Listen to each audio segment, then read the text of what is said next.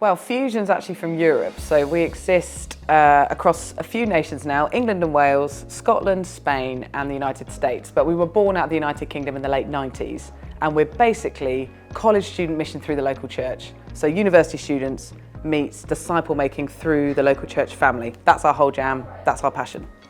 The idea that any and every local church surrounding campuses can play their part in God's mission, I just love that, because suddenly you've got the whole family of God and all of our flavours and expressions and mess and joy, all making disciples and all in unity, praying for and working with one another to see lots more kids come to find hope in Jesus and home in the church. So that whole strategy for me just made loads of sense in the kingdom. Well, the reality is young people are shaping society and culture in the world today. We're marketing towards them, we're creating businesses towards them, they're entrepreneurials and so they're creating their own work and wander in the world.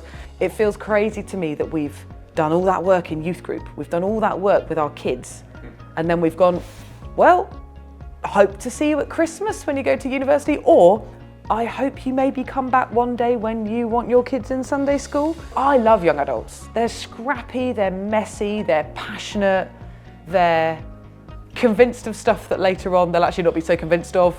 And there's other stuff that they just don't know about that you get a chance to throw those seeds in and be like, did you ever think that God might be like this? Anywhere I've gone in the world, I have found a disconnect pretty much globally of the local church and the campus.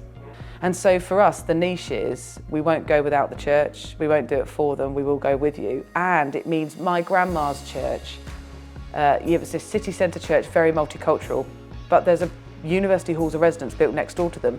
They have a part to play in loving their student neighbours. And the church plant specifically planted onto campus.